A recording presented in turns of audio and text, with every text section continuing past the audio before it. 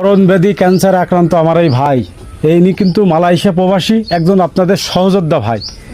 উনি কিন্তু ধুকে ধুকে মারা যাচ্ছিল, ইনার সব পচে গেছে ভাই। আপনারা দেখেন, এই পাশটা দেখান, আপনি এই পাশটা দেখান, পিঠ দেখেন একবারে পচে অবস্থা খুব খারাপ। আপনাদের অনেকের সহযোগিতায় ভাই এই পর্যন্ত এসেছে। ডাক্তার বলেছে তার যদি ভালো করে ট্রিটমেন্ট করা হয় আল্লাহর রহমতে সুস্থ হয়ে যাবে। ভাই 5 তারিখে ভাইয়ের এখনও 1 লক্ষ টাকার প্রয়োজন।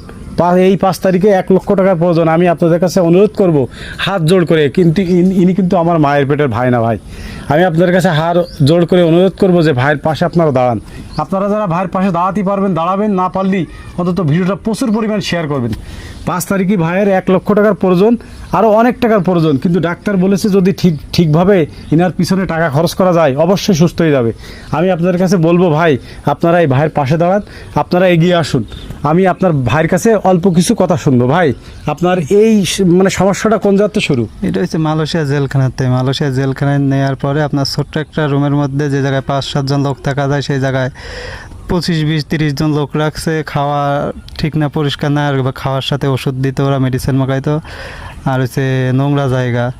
এইভাবে রাখার পরে ট্রিটমেন্ট করতো না কোনো, পরে পুরো শরীরে হইতে হইতে একবার পুরো শরীরে ক্যান্সারের রূপ নিলে, ক্যান্সারের দেশে এসে ধরা পড়ছে। দেখছেন ওরা প্রচুর পরিমাণে আপনি এখন দেশের বাইরে থেকে তাদের জন্য আপনি কিছু কি বলছেন? যারা দেশ বা বাইরে আছে, কারণ আমি একজন প্রবাসী ছিলাম, আমি জানি কতটা কষ্ট প্রবাসী। তারপরেও বলবো সবাই একটু আমার পাশে থেকে সাহায্য সহযোগিতা যতটুকু করছেন যাতে আর একটু করেন, যাতে আমার বাকি চিকিৎসাগুলো করে আমি পূরণ হয়ে যায়, সুস্থ হতে পারি আগের মতো।